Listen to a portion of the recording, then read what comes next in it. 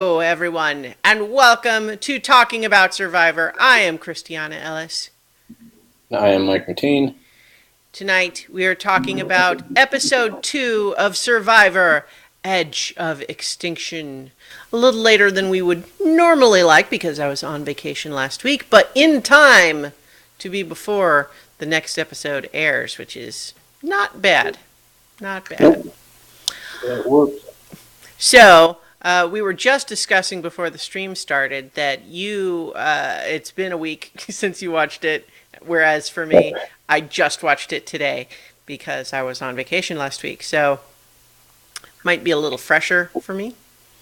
Yep. Yeah, I'll be going off of my memory and my notes. Well, that's fine. That's fine.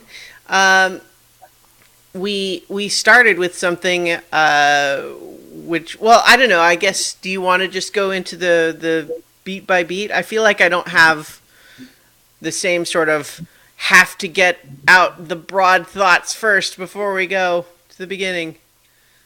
No, because I think that, outside of just the beat by beat of what happened in this, I think the only thing to really discuss our thoughts on is the kind of how Edge of Extinction is starting to unfold, which would also be the first thing that happened in the episode. So Yes, indeed, indeed. So let's go ahead and start there. And, this is one of the things that we talked about in the first episode about the premiere was just what is the Edge of Extinction going to be? What's it going to be like? And we discussed a little bit that, like, is that something that's going to be fun to watch? We'll have to see, I guess.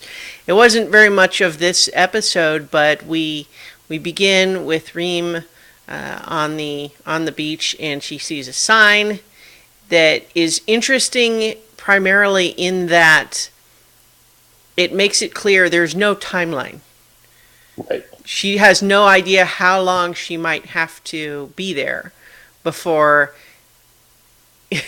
before something would happen, but she can leave at any time. Yeah, I liked that kind of. I think we kind of probably knew that was going to be a part of it, whether we explicitly talked about it or thought about it.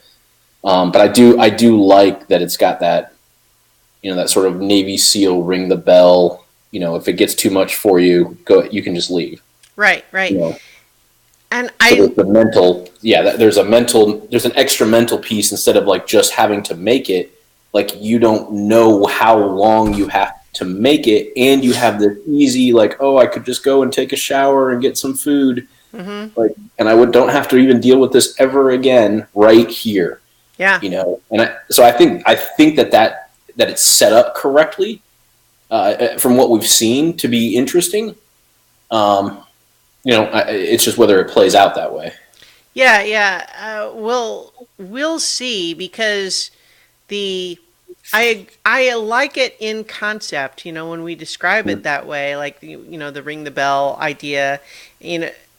I think it's an interesting idea, and I just am a little concerned that the effect of that will be just watching people who have already been voted out be miserable until they quit. Right. And I know that was obviously the biggest concern you conveyed last time. I feel like at least in this one, obviously there wasn't much to show, but I didn't feel like it took away from the rest of the episode. I feel like we got a flavor of what it was like. We understand that she is miserable, but it didn't beat it over our heads and detract from the episode. Right. The part that I'm not clear on is, like, obviously we don't know what Keith decides at the end here. Right. But although, honestly, the fact that he makes it seem like it's a hard decision at all kind of makes me a little less enthusiastic. He's not long for it even if he chooses it. But it didn't seem to be clear whether he goes to the same place. Yeah. I think it was the scenes from Next Time where you see where it was like Reem talking about how if someone else doesn't show up soon, like she's just going to leave. It seems that she assumes that the others are coming there, but I don't know that it ever explicitly said one way or the other. Yeah, they certainly haven't told us. It's my assumption that they will go to the same place just because it doesn't really make sense to have to start cutting to like every single different separate beach that all the different people voted out have gone to. Right, and have all those beaches. Mm-hmm. So that's my assumption as well, but I don't think it was Yeah, never they haven't clear. said. Yeah. Yeah. And so we'll see how that works. But as there's more and more of them there, I don't know. I mean, it's going to start seeming weirder, I think, Yeah, I because feel like there's going to be another mechanic added. That's why I've mentioned this, is that if mm-hmm, they do all in fact go there, right. there must be something that happens there that, you know, whether it's like some can earn reward, which then could drive others to quit. Even if they don't want to go with the explicit, compete to stay. Mm-hmm. You could do it the other way, where it's like you compete to, get food, but you can't share it with anyone, and then that just like one, so people just get demoralized by losing. Mm-hmm. Like I think that could be interesting. But again, we don't know what they're going to do. So that's just that was sort of like a fun idea I had as I was trying to think through what are they going to do with them all there. Do they just Mm-hmm. all sit around and mope around together until people quit? Well, right. And also, like what we get in her little quote at the end is that it's been however many days and she's only had like a few bites of coconut. And so it's like, are they get. So my guess is they have a supply of clean water because Okay, otherwise. hold on, or you can keep talking. Yeah, okay. If it doesn't involve me, I have to go sign for a delivery that Yes. I did not anticipate coming at this time. Yeah, well, so and in the event, they must have a source of clean water because otherwise you have a risk that someone's gonna die, and that's no good. So at least the ability for the people on the edge of extinction to stay hydrated seems like a no-brainer, but probably since everybody got, health checkouts ahead of time and the fact of how long it would take for someone to literally starve, probably you don't really need to give them any food in terms of there being a serious risk of, permanent damage or health issues, because presumably they don't want to get into that situation. But gosh, if the whole idea is no fire, no shelter, no food, that sounds pretty awful. Now we saw her weaving like a palm frond, and presumably, if I think I'm saying presumably a lot. Once there's more people there, they could probably work a little harder at getting a shelter put together, but there's not much on that beach. And so we're going to still have to see how that develops. And I am interested to find out, but I'm a little bit wary that I don't know how fun it's going to be to watch, but we'll see. Because the other piece of this, and I know I'm not the only one who has mentioned this. We've discussed it before, but the other piece of what this does, other than just whatever we have to watch or get to watch of the people at Edge of Extinction, is it. I think it was Dalton Ross that put it this way: is that it neuters the game's signature moment, meaning the whole someone is getting voted off the island at the end. Except that now that's not the end of the episode. Now the end of the episode is they get to go make a no-brainer conversation and then, or decision, and then go to a beach, and now that's the end of the episode. So I don't know. We'll see, but it does kind of dilute that conceptual piece of the game. Yeah, that makes sense. I hadn't thought about it that way. Well, it's hard to say. I think that there's been enough seasons now that the show can survive having a season or two here and there that mix things up in a more significant way like that. But at the same time, I think there's something to that. For example, I was really unimpressed with the cliffhanger ending of this one. I just like, what? What? I was exactly like Keith. I was saying, wow, wow, wow, repeatedly, only like for no reason, and then saying dang a lot. That was my reaction to there being a cliffhanger. Not really. I mean, but my point is just that it felt so. First of all, I was irritated with Keith for making it seem like it is even remotely a hard decision. Because it's one thing to say that you get out there and you're just miserable and it sucks and you decide, you know what? I don't have to do this. I can go home. And that's fine. But to not even go and see what it is? That seems crazy. Why would you come on the show and then not take an opportunity to come back? Yeah. I mean, without at least seeing what the option is. For me, this just kind of capped off. Like, I just started to become unimpressed with Keith, and it didn't have anything to do with like his ability and the challenges and stuff like that. Like, he just didn't. I don't know. Just something about him just didn't like. It didn't really rub me the wrong way, but he just didn't like click with me as somebody that I was excited about rooting for, and I was kind of okay with him going home, and then this just reinforced that for me. So I that's kind of how I felt, is like, oh, and now he's like even debating it, like that's exactly why he should be going home right now, and we don't.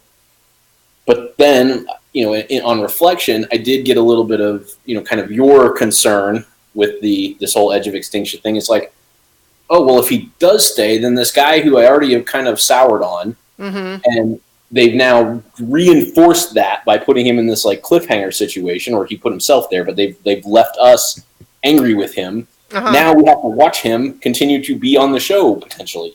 Yeah. And so that I kind of got a little empathy for your position on this, because I don't really, especially since I was thinking back, like it was the same thing with Reem. Like, she just the way they portrayed her rubbing people the wrong way was also the reaction I had by watching that. Whether that's true to her true character or whatever, that's all. I mean, it's TV, whatever. But I didn't like watching her on the show. I was fine with her going. I kind of soured on Keith, fine with him going. Now there's a potential that some part of the episode could be spent on people who I was fine with leaving. So I did want to say that after this, I did start to have more empathy for yours. I remain optimistic about it just because I like to be optimistic about it. Well, yeah, and sure. And, and I think that's not a bad way to look at it. It's like it makes no sense to preemptively not enjoy something. You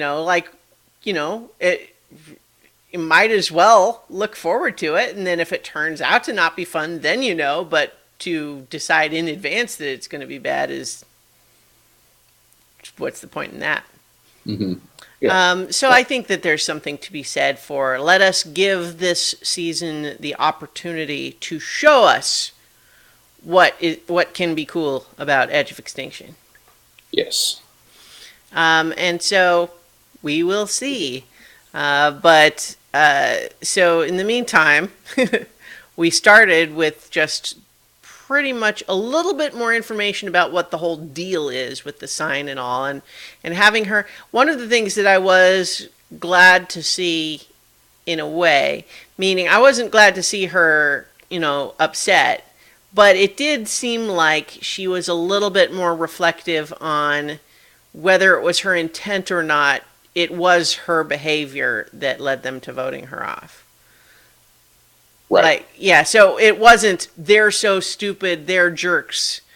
It was more like, how did I miss that so drastically?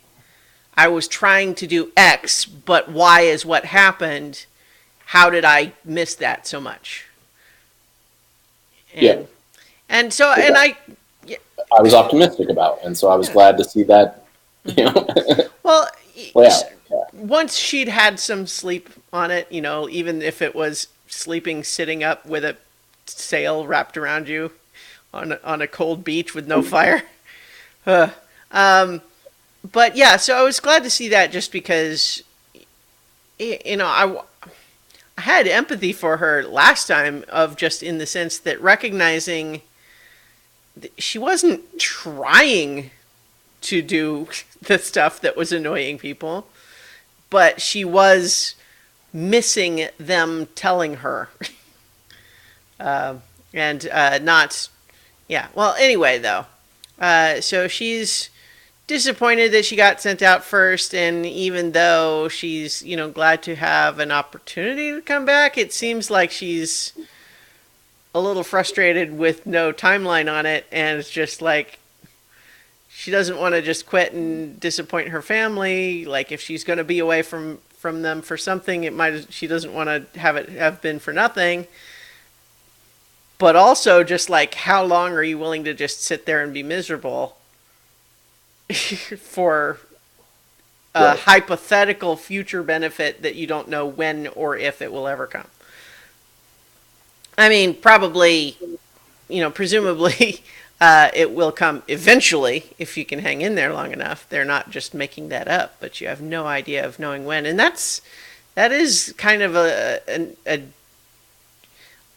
that's a little piece of it that I think makes it significantly different than similar things they've done before.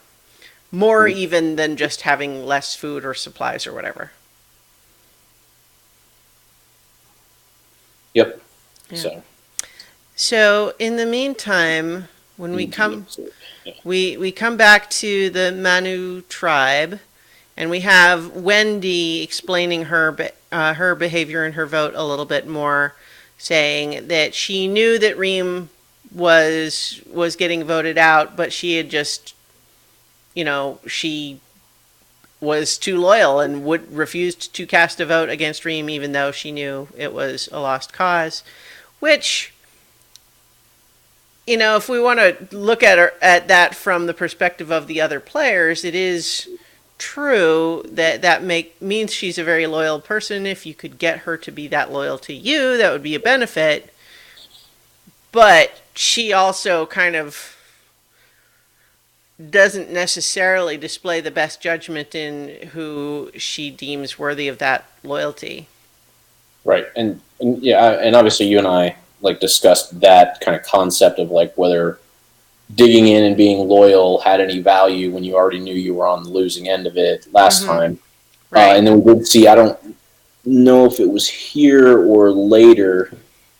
I think it was a little bit later, but the players here also discussed that same idea of like, Mm-hmm. well, I mean, I guess it does mean she's loyal if you get her on your side. And it's almost like I think it was here because this is when Well, Dave and Rick are kind of yeah, there you was know two pieces. So here is where she spun off of the loyalty question to discuss that it was her plan. She still thinks that Kelly is the ringleader, and she expressed pretty clearly, I thought, the whole concept of saying,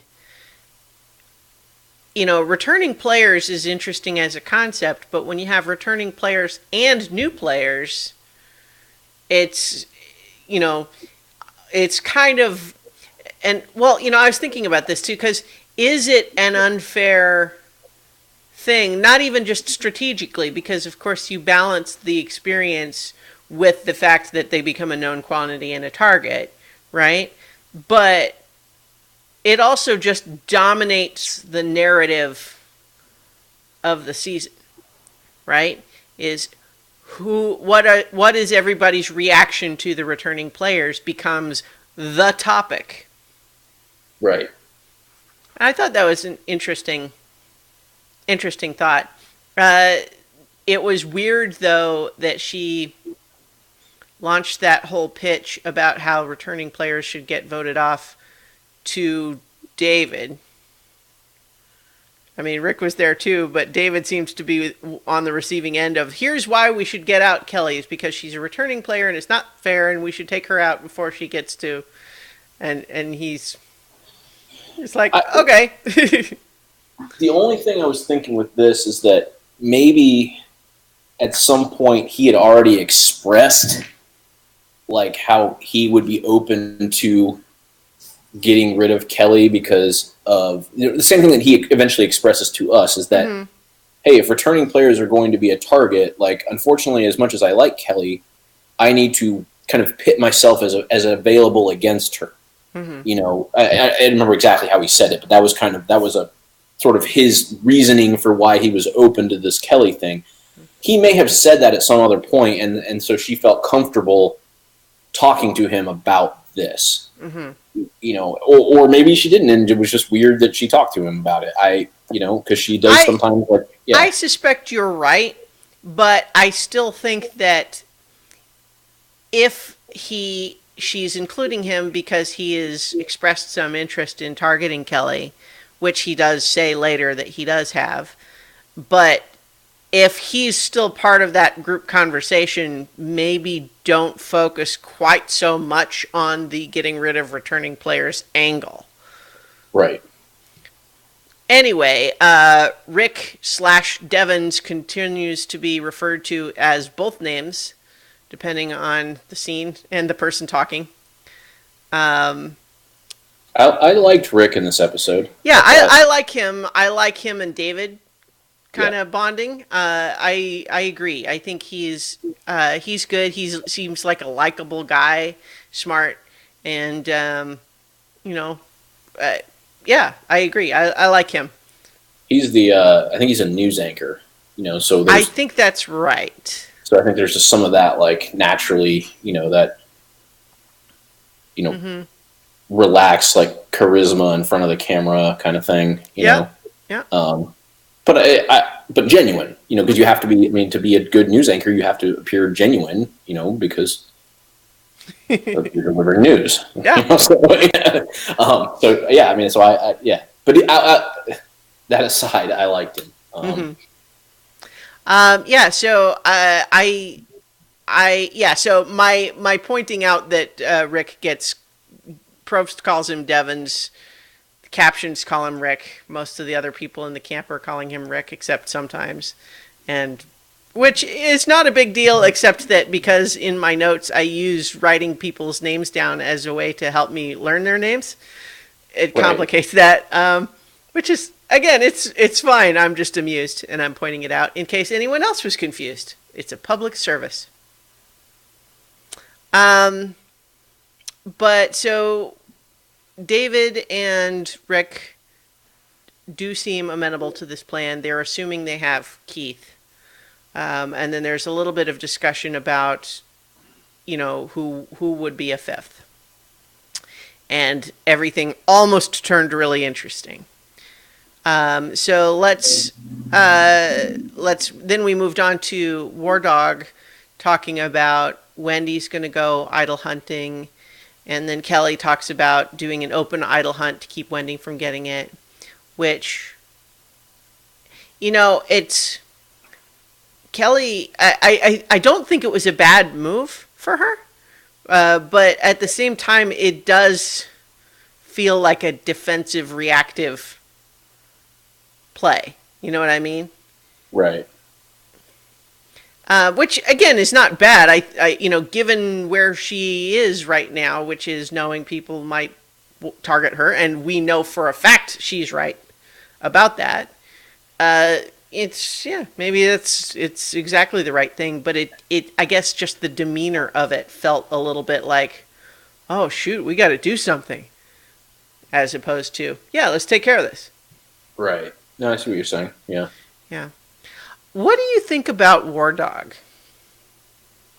See, that's a great. I'm glad that you kind of posed that question with that sort of, confusing. Like you didn't want to tip it one way or the other, because that's kind of how I feel about him. There are times that I really like him. Mm-hmm. There are times that I feel he's unnecessarily stubborn.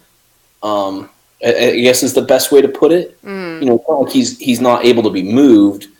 I don't know if it or if it's an arrogance or a self centered. Like there's just something weird every once in a while. Yeah. where it's like this assumption that like things are going to happen a certain way, and that's why it feels like sort of that combination of stubbornness, arrogance, self-centeredness, because it's not really any of those things. It's like this just a weird combination of all of them, where it's just like he talks to people like the assumption is that, and it's not that he creates it. Like we've seen that before, where people have just ordered people around and said, "Well, this is how it's going to be." It's like he's good in the conversation about like what do we want to do, but then like once that's settled, he just kind of like that's how it's going to be. And now we're set, and there can't be any more discussion. And it's not like that overt. It's just like this weird feeling I get, Mm-hmm. Yeah, like that's kind of how it is for me too. He refuses to be pinned down in terms of he refuses to let me put him in a mental box, so to speak. You got another package there? No, I have to go shut the blinds because once it gets nighttime, like people can see straight in here. Aha. Okay. So, Well, so the thing is like occasionally he does stuff or says stuff that rubs me the wrong way, and I'm just I want to start saying, okay, I don't like him. But then he does stuff that makes me think, oh, did I judge him prematurely? Maybe he's actually pretty thoughtful after all. And then he'll do something to flip it back, and I'm like, oh, well, but and it keeps kind of wavering there. He is not settling into one picture or the other. Right. For example, it's a minor thing in the grand scheme of things, but like there's a line from him earlier on where he's talking about Wendy being, stronger compared to Keith. But the way he puts it is, she's as strong as any of those other females. Okay, yeah. And I'm like, oh, man, that's just like... Yeah, I didn't even catch that line. I mean, that makes sense. That is could be frustrating. Well, I mean, it's like what a just dumb thing to say. Yeah. It's on the one thing, it's just a word choice, and maybe you don't want to read too much into something like that. But on the other hand, especially on the internet, there is a contingent of people that talk like that I don't care to associate with very much. And so it's like, does that mean he is like that? Well, not necessarily, but it doesn't mean he's not like that. Right. So when I feel like I don't like him, it's stuff like that. But you're right too, though, that he's stubborn, but usually when he's stubborn, he has a pretty good explanation for why he feels the way he does. Oh yeah, again, that's what I think. Like he doesn't feel like a jerk. There are these times, like you said, he just leaves you with this odd feeling. But then there are other times where you really enjoy what he's talking about. And that's why I said I heard you ask the question with a little bit of like wavering in it. Because he is not concretely in one category or the other. Yeah, and the same with me. Like I'm open to liking him, but I'm also open to finding out that he is actually kind of a jerk and stubborn and has been acting against it to try to move himself along in the game. But that is actually what he's going to naturally tend to do. So it could go either way. So yeah. So meanwhile, over at the Kama tribe, the tribe that won last time and therefore hasn't had to do anything yet, we have Ron leading the plans for a Kama cheer, with singing and dancing, and so weird, and Aubrey appearing to join in enthusiastically and then cut to confessional. I hate this stuff. This Kumbaya Survivor thing, I really can't stand it, but I want to blend in. I already know I'm going to be a target. I can't be the one who hates that. And so we get to see her really enthusiastically participating, even though we know it's through gritted teeth. I found that amusing. I was. Yeah. Go ahead. No, I was gonna say I like that part too because it was. She didn't feel like she was in the wrong, like because it did. He was so kind of like they portrayed it as so over the top, bizarre. You know, not just like a normal like let's go team like rah rah. You know, it was kind of beyond that. You know, it was like a caricature of that. So you like you empathize with her, like you're like, yeah, I wouldn't want to participate in that either. And so often we see her like, you know, and she's kind of put in this like, you know, contrarian, you know, camp over here where she just doesn't like me. But here you're like totally on board with that. You're like, yeah, like of course you have to do it, but I understand. I totally get why you don't want to. It's weird. They're being weird.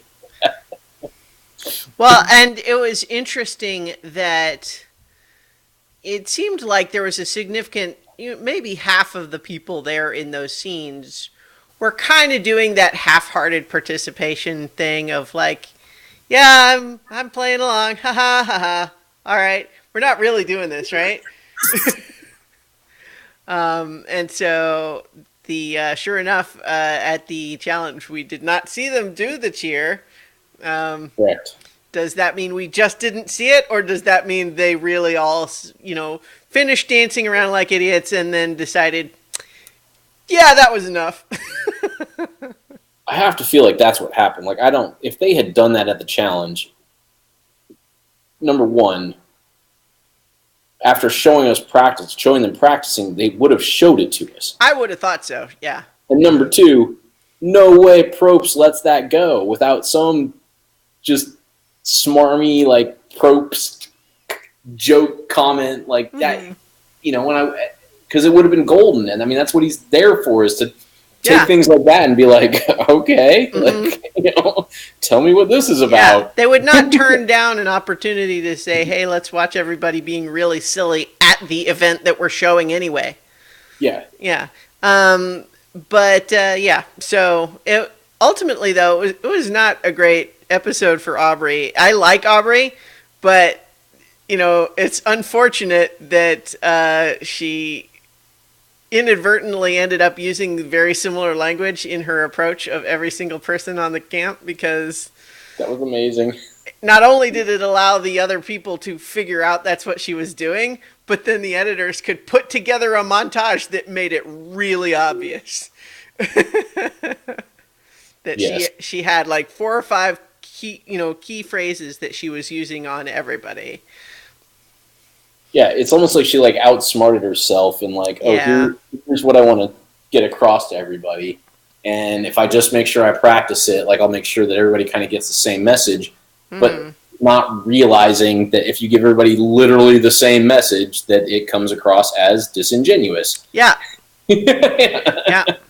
Now, and it's interesting because I think that there are people who, you know, have social anxiety or perhaps other sorts of, you know, just differences in personality that would find kind of a mental checklist like that helpful, right? And so it's not automatically disingenuous, but to be sure, it comes across that way.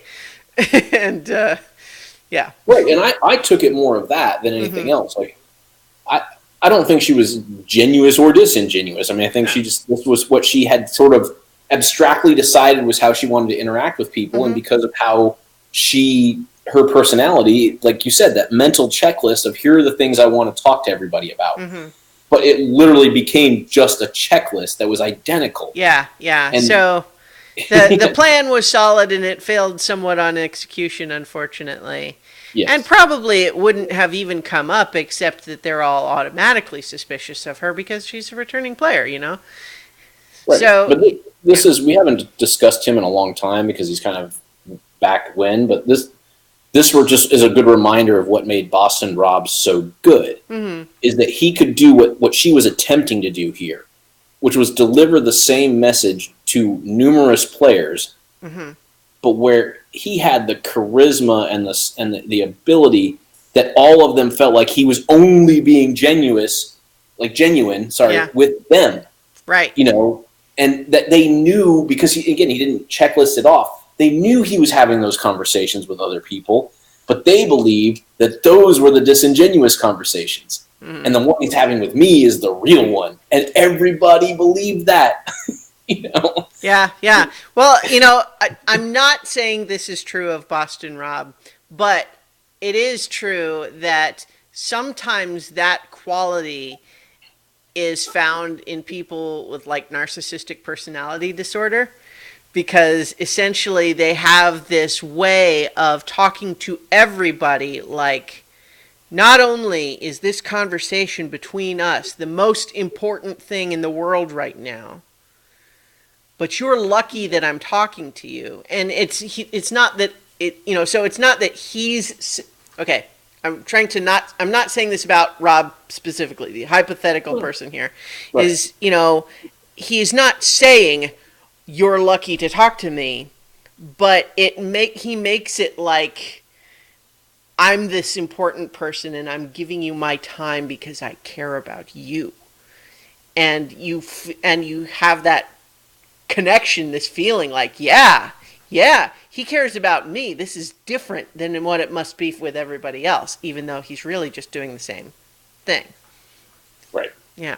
So I think that there are people who can do that that don't necessarily have narcissistic personality disorder. I only mentioned it just because that is something that you sometimes see in like descriptions of how that presents is. They sometimes have the ability to make it seem to everyone they talk to like that's the most important thing in the world. Makes sense. Okay.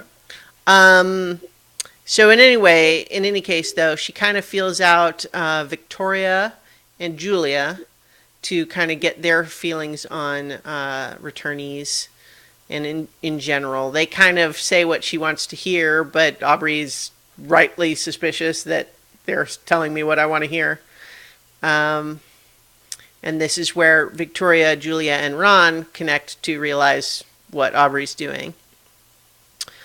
And then this is where we got the second part of the Rick and David conversation, where they talk with just each other to say they're not necessarily supportive of Wendy per se, but she's not wrong that Kelly Wentworth is a serious target, and that, David in particular is feeling like she's going to want to take me out sooner or later. And so better to take her out before she can do that. Right. And so, they have, they are in a tricky spot, though, because the whole plan, as they understand it there, seems to depend on Wendy's belief that she can get War Dog on their side, which, my initial reaction was he doesn't seem like he would be into that at all. Right. It comes back to that kind of that stubbornness.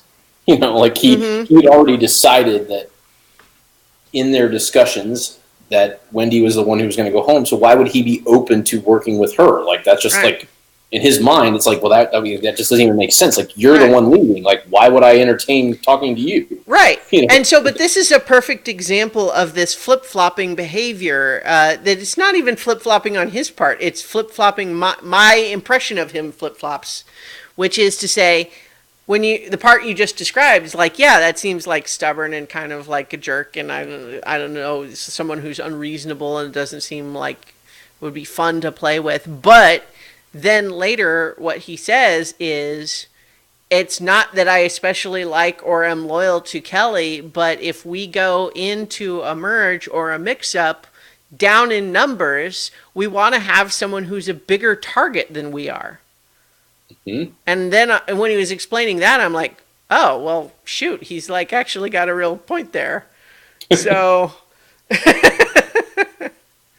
it's like, oh, maybe he's not just being stubborn and unreasonable. He has actually thought about it, and in several steps ahead ways. doesn't mean that he might not still be stubborn about sticking to his plan, but it is not just as trivial as, well, I decided that it's Wendy, therefore it must be Wendy. It's more a matter of, it needs to be Wendy because of these several different reasons in my multiple stage plan. Right. Yeah, and that's kind of also like what I was pointing out with him is it's like the stubbornness isn't like it's not, it doesn't have that bossy feel. Mm-hmm. Like it's not like I've decided that Wendy is going home, so why would I entertain? It's that this was the decision that makes sense that we all came to.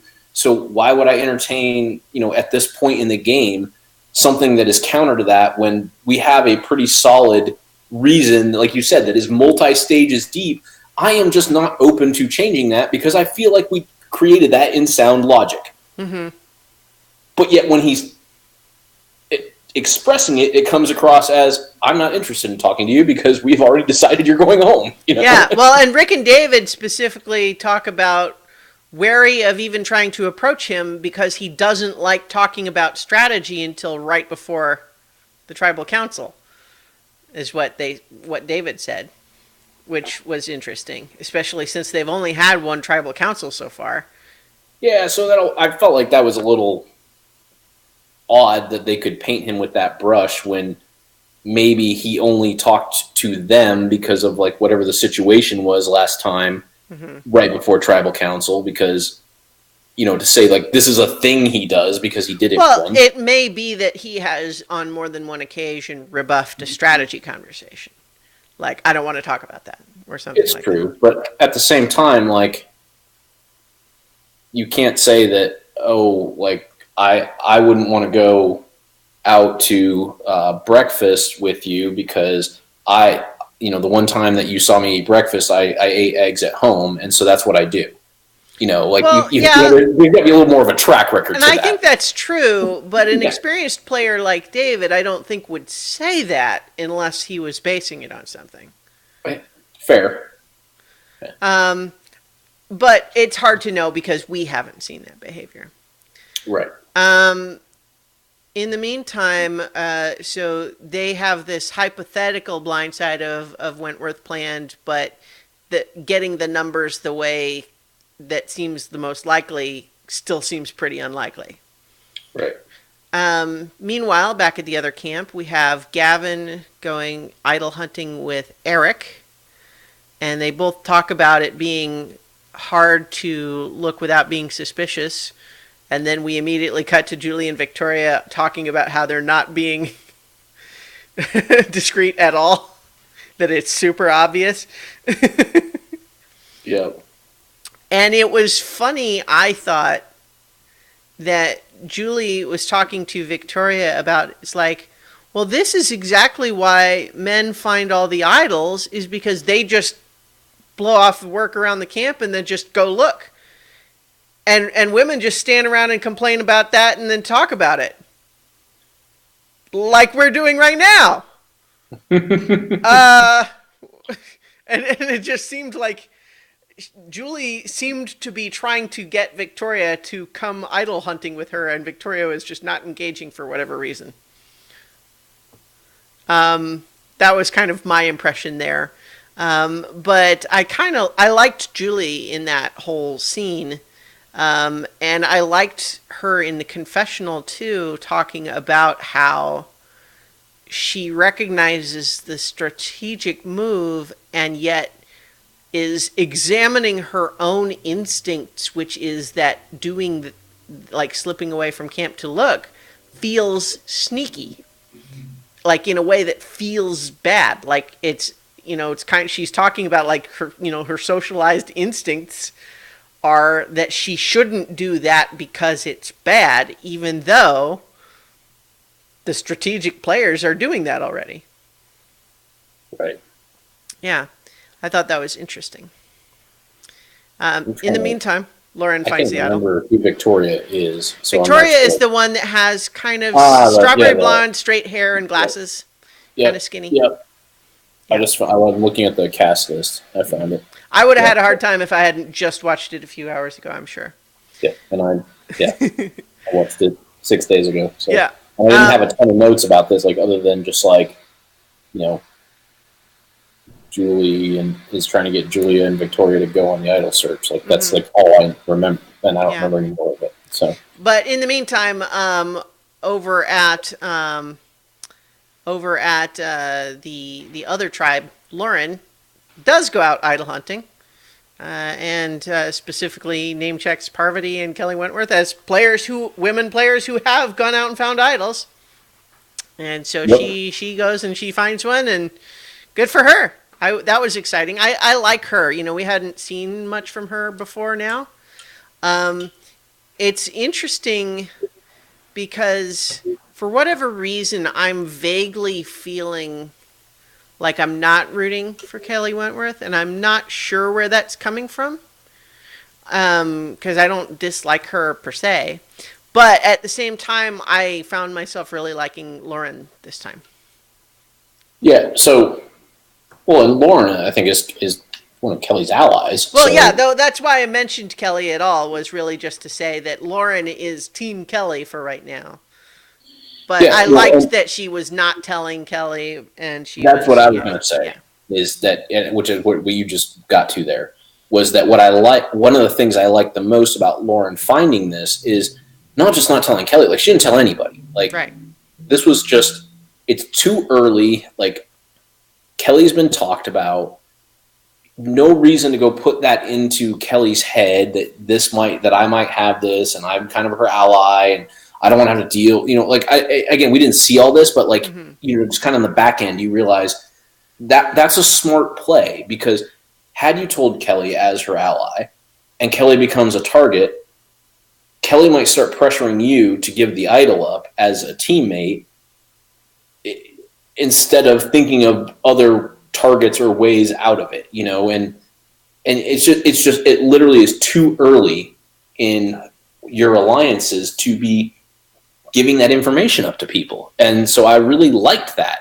Mm-hmm. Save it for either a surprise or a hey, you know, you and I need to get on another level of trust. Let me tell you about this thing that I got back, before the merge or whatever. Like hold on to it as long as possible. When we were in our original camps, I found this and I didn't tell anybody, but I'm telling you. So now that we're in a merge situation, like look how much I trust you. Like let's, like there's so many ways that you can use it that if you haven't told anybody. Yeah, yeah, you know. yeah. So very, very happy with her. I was trying to remember who last time found the like that menu advantage. Oh, here it is. It was Ron. The reason that I wanted to remember who it was is specifically because we talked last time about the Yeah, you it's know running out or whatever. yeah, So. it's going to run out, but his team has his tribe has won 2 immunity challenges in a row. So, he hasn't been to a tribal council yet.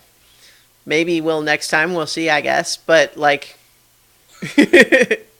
we'll see. Um, but yeah, so good for Lauren that she found the idol. And she seems likable. She's got a sort of a friendly, pleasant demeanor that I enjoyed. Um, let's see. And that brought us to the challenge, pretty much. So, this is a challenge that they've done before, and they specifically called out that Aubrey had previously done it and lost when she did.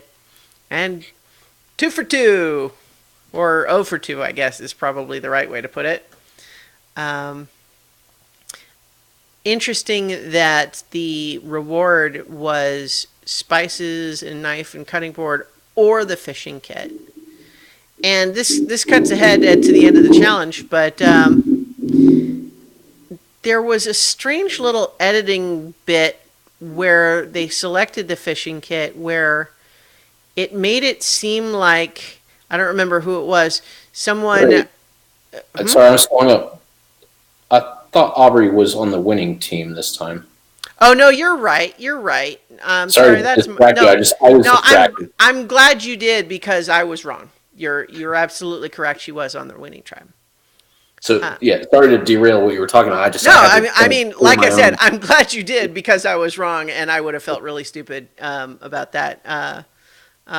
Anyway, though, So the back what I to was the saying, we were talking about yeah, the fishing gear. yeah. Yeah. So at the end, when they're choosing and they choose the fishing kit, I don't remember who it was that said we'll take the fishing kit, but the way it was edited there made it look a little bit like whoever it was that said they wanted the fishing kit said it kind of spontaneously, and then there was a like cutting to a couple of the other players giving a little bit of a look like they were trying to make some implication that like they hadn't talked about it or there was some disagreement or something, but then nothing came of it, so I don't know what that was all about Yeah, I didn't even. I mean, because if it I was, noticed it, I didn't notice it enough to write it down. So it's definitely not in my memory bank. yeah. So But I the have winning no comment. tribe standing there having won, choosing their prize, will take the fishing kit, cut to some of the members of that tribe looking unhappy. And I'm like, what's that all about? But then nothing came of it. So I don't know, maybe it comes back up in another episode, but I don't know. Maybe. I mean, fishing kit seems like the right choice to me. But Yeah, I mean, there's only so much you can. Like fishing kit gets you more food. yeah. Cooking gear only makes you like more efficient at cooking, but you got plenty of time, Mhm. and you got like the goal is to have as much food as possible, not to have it like the best tasting or the most efficiently cooked. Right. Yeah, fishing gear, unless you already had it for some reason, which you couldn't have, I don't think at this point. Well, no, I mean not unless they No, gave it because to yeah, everybody because you or only got, yeah, the last one they won Flint, so yeah. it's not like, yeah, it's Yeah. not like you could have chosen cooking gear, and so this time if you already had cooking gear, you take fishing gear or whatever, I mean, whatever. they've had other seasons where they did it differently, but for sure this season they had no way to have it yet. So, um, Right, so that's what I was saying. I was thinking about other seasons where potentially the tribe who won could have already had one of the rewards and therefore mhm. would have another option, but the tribe who had not, if the tribe won and hadn't already gotten one of the rewards, they're not forced into the earlier reward. They could jump right to the later quote unquote reward. That's kind of Right. what I was talking through in my head. Mhm. But either way, fishing gear is correct, I would believe. Yes, and Yeah. I mean, onward. it depends, of course, on them having someone capable of using it effectively and there being enough fish around, but that seems still like the best choice. Yes. Anyway, we have. I mean, the only real significant narrative of this challenge is poor Keith just really not strong in challenges. I mean, and it wasn't. I think if it was just the swimming, I don't think people would have had quite the same reaction. And I think unfortunately, it may have been something where it became kind of a cycle, where because the swimming was so hard, he got in his head about it and a little panicked right out of the gate and worked himself really hard trying to sort of flail around in the water, and then he was weak for all of the rest of the stuff and in Right. his head about it and psyched himself out. So I think that may have kind of been what happened to him there, probably on top of just not necessarily being super athletic to begin with. Yeah, I mean, there was just a lot of. He's just, yeah, he while he seems to have a lot of really great character traits as a person, Mm-hmm. they're not meshing well with this game. Right. Like even we're going to get into some of the strategizing, but even the plan that he's a part of that's supposed to save him, he was kind of just along for the ride. He wasn't really one of the people driving that. Right. So, in any event, the Kama tribe wins for the second time. They picked the fishing gear. There was the weird editing bit. And this, we go to commercial with War Dog talking about, we were talking about it being either Wendy or Wentworth, but maybe it ought to be Keith as a plan C. Um, and initially, when War Dog brings this up to Kelly, I keep going back and forth over whether I should call her Wentworth or Kelly, but whatever. Rick or She Devens. was only Kelly, right? Yeah, I think, but some people are calling her Wentworth and others are not. So they're going back and forth. It's like the Rick and Devens thing. I mean, we know who she is, but some people call her Kelly and some people call her Wentworth. Yeah, but I mean, I guess hers probably makes more sense than the Rick and Devens thing in that Yeah. I believe her other season there was another Kelly, and that's why she started getting called Wentworth, and that's what's carried over. Whereas that it's just randomly Rick gets called Devens. Mm-hmm. Yeah. But so Kelly is unhappy with War Dog wanting to change the plan to Keith because even though Keith is not really much of an asset in challenges, she's like, but Wendy specifically has it out for me. Like she is actively doing everything she can to try to poison people against me. Whereas Keith is kind of just not doing anything. And so you can see why she would rather vote out Wendy under that condition, right? Mm-hmm. But, and then here's where we had an interesting turn that was almost made the episode go in a different way. Which, the ups and downs of the strategy in this episode were kind of anticlimactic in the sense that something seemed obvious and then they floated, but maybe not. And then, oh, wait, no, still it is. But this bit where David is talking about, like, okay, there's no path to victory for this plan to vote out Kelly because War Dog's not going to cooperate with that.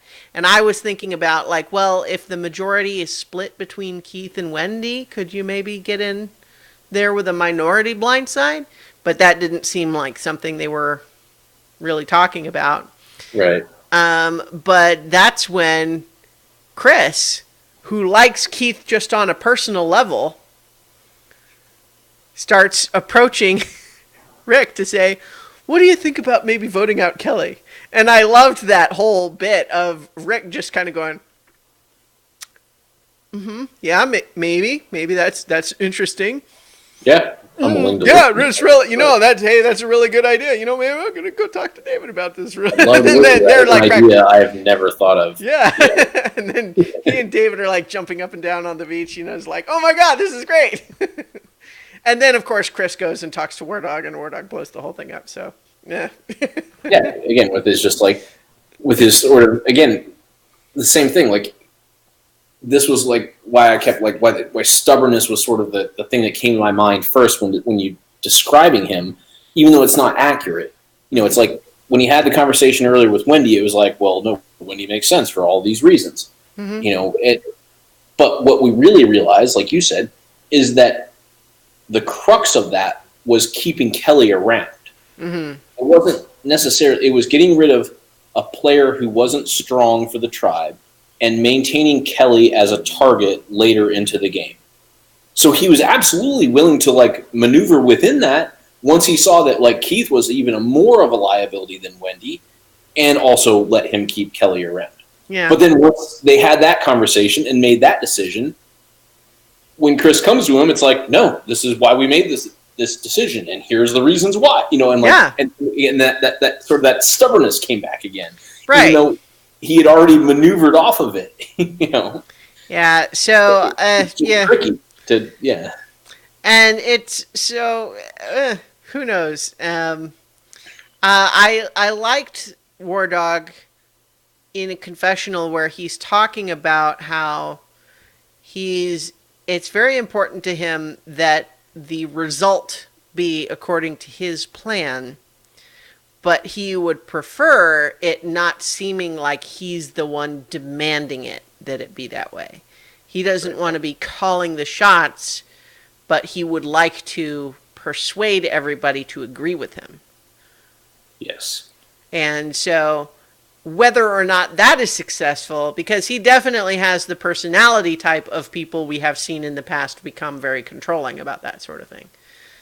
Right. As you go further in the game, you get a little more tired, you get a little more hungry, you Mm-hmm. get a little more stripped down. All of a sudden, you're not as maneuverable within that mindset. Yeah.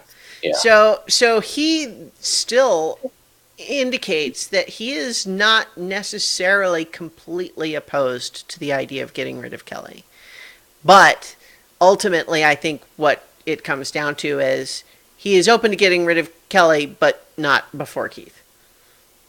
Right. And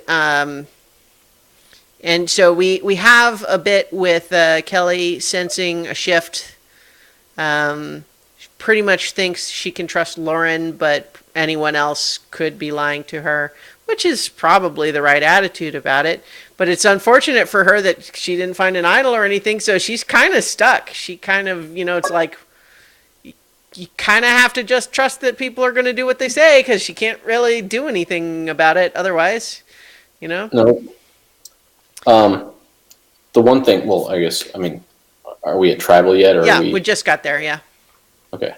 Well, I was talking about something after, like with the voting. I thought it was more telling that Kelly was on board with the plan, and Wendy had not been told of the plan. Mm-hmm.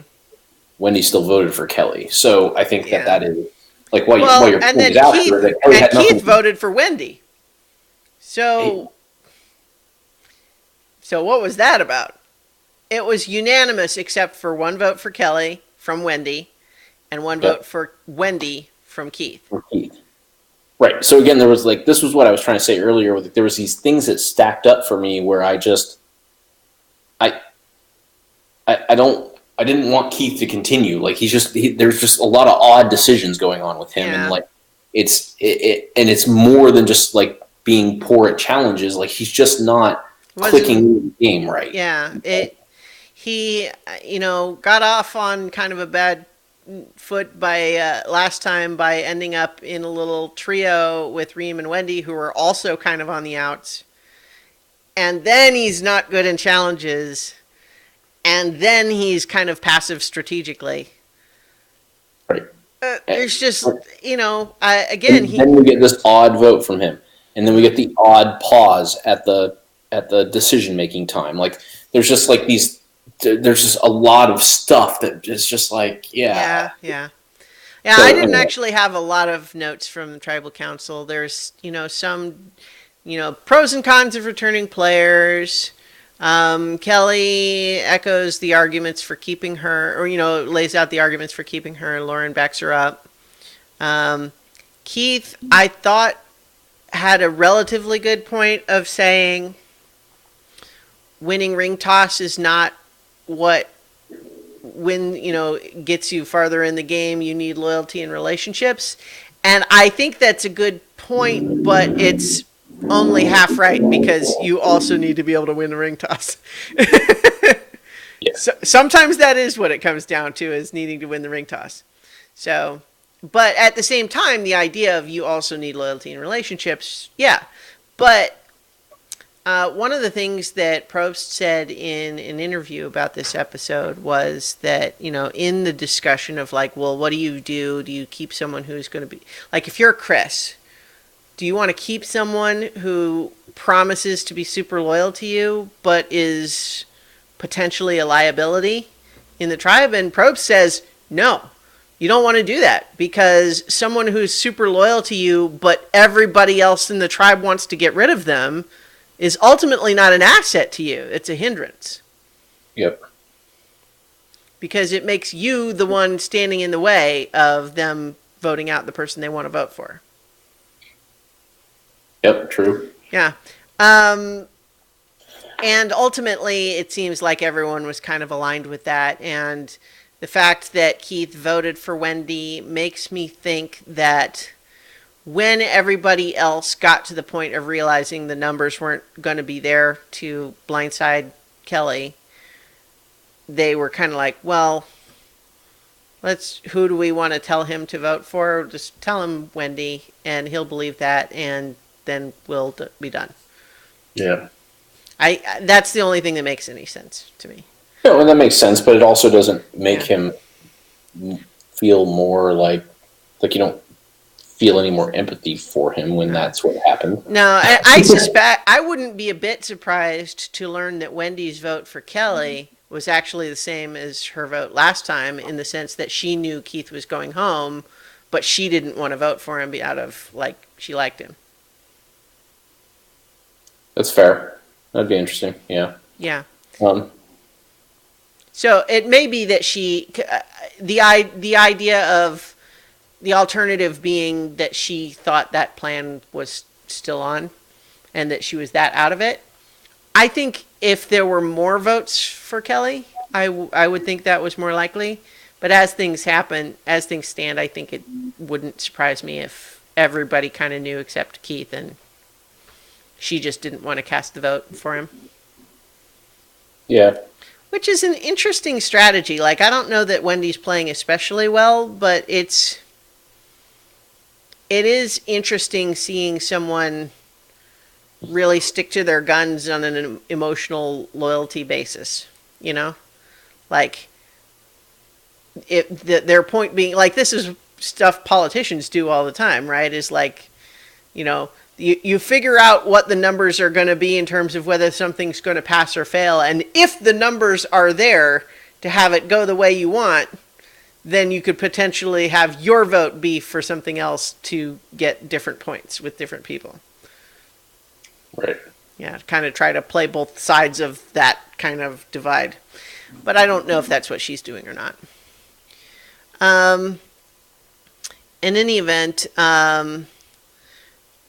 my note after he was voted out was dang, dang, dang, dang it, dang it, dang, because that's what he said.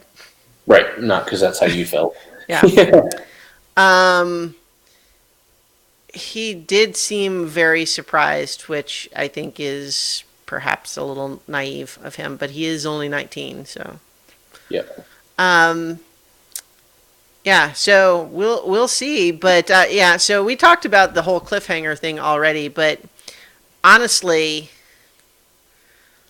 I wonder if he might choose not to keep playing, because I could totally see them not wanting to end the episode on that. Right. I could see that too. I hope he does keep playing, though, not because I necessarily think he's great, but just because it's like, Yeah. Why would you? Yeah. You only. It's not like he's like so worn down by having been there 30 something days that the thought of having to go do this is so like he's been there like a week. Like, mm-hmm. we'll figure out what this thing is. Yeah. Well, yeah, like, that's the thing. It's like, if you go there and you say, okay, this edge of Extinction Beach super sucks. I don't want to be there with Reem or whoever or whatever. And you're hungry and you're starving and you just realize, I have better things to do with my time. Then, you know what? It's like, it is quitting, but, like, you at least explored the options. Right. But to say, here's a chance, it'll be hard, or you can just stop. It's like, well, but go see what it is at least. And so I think another thing that Probst had said in a different interview was, if someone ever chooses to go home at that point, they cast wrong. and I'll say, yeah, because it's exactly what we were just saying. It's like, you at least go find out what it is. Yeah. Because in theory, they can all quit at any time if they decide they want to. People do that all the time. Well, not all the time, but it's certainly happened. Yeah, it's happened. Yeah. They're not prisoners. They can quit anytime they want. So why would you, like, if you didn't...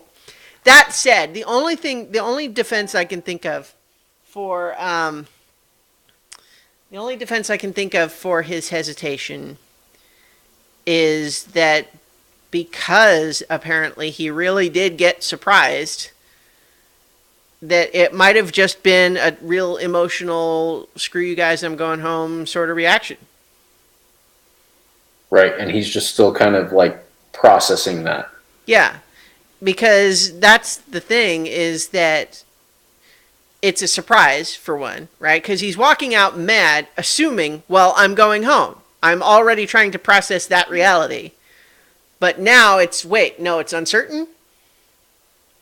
And, one of the things I was some other unrelated podcast that was listening to recently that was just talking about one of the characteristics of teenage psychology is frequently you become less comfortable for a while with ideas of ambiguity, and you want things to be clear. Things they are or they aren't. Things are true or they're not. And you want those, that clarity, and this is all of a sudden up in the air again. And so, and just the hurt feelings too of like, if you get back in the game, you're just going to go right back there with the people who just hurt your feelings. I mean, so it doesn't make rational sense, but I could see how it could make emotional sense to someone who's in that mindset. Right. So I hope that he manages to get through that and does choose to stay, but also that the Edge of Extinction turns out to be interesting. I mean, I'm interested so far. I hope it stays interesting. Yeah, I mean, yeah. Mm-hmm. But, they're smart people, these Survivor makers, so we hopefully they will work it out. So I think that probably does it for this time. We got the preview for next time, which is returnees or persona non grata in the Hama tribe, and Wendy maybe breaks her ankle. Yeah. Actually, broken or not, it sure doesn't look good. Yeah. I don't want to see that. I don't want to see anybody get hurt ever. Yeah. I am actually going to be rooting against the Kama tribe this time, because I think there needs to be, like, as much as I like Joe and I like Aubrey and I like there's this sort of this building thing, like that just needs to come to a head now. Like, we need some division there. Like the lines that got to be drawn, like, for real. Yeah. Well, I think we always feel this way anytime we're getting to be episode 3 or 4 and it's been dominated by one tribe or the other so far. Mm-hmm. We want to see the other tribe go to tribal council. Right? Yeah. So I think we're on the same page there, that it doesn't mean we're rooting against anybody per se, but we want to see both sides of the game get to play. Right. Like, and I'm a big fan of Joe's, so on one hand you would say, well, I should be rooting for them to just keep winning, but no, like they need to have that referendum on, do they want him around because of the benefit that he brings? Like, all these things they're talking about. Like, there needs to be some action on that. Like, right, it's you bring a value. I'm going to attempt a sports analogy. Okay. If you have your favorite team and you're rooting for them to win, you're not actually hoping for them to just completely dominate the other team and for it to be a blowout and there's never any chance for the other team to do anything. You want a good game with a worthy opponent that you are victorious against. You don't want it to just be like, well, major league against minor league. Right. Yes. Most people feel that way. Some people feel the other way and just want every thing that their team plays in to just be a dominating, overpowering, it doesn't matter, but most people feel the way that you're discussing. Yes. But and that's how one of the ways I'm feeling about this. So yes, I'm not actively rooting against that tribe, but I'd like to see some of the things we've seen them talk about actually come down as a referendum. Agreed. Got to vote for. Yeah. That was my last thought. All right. Well, so we could probably leave it there for this time then. So it's Tuesday night, so tomorrow is the next episode already, but I think we're targeting Thursday to record for that. Is that correct? Maybe. I was going to discuss that with you, but all right. Well, Friday, Thursday or Friday. It'll be the back end of this week. Yeah. Okay, we'll figure it out, ladies and gentlemen, friends and foes. Um, we'll be back for more talking about Survivor, and survive until then.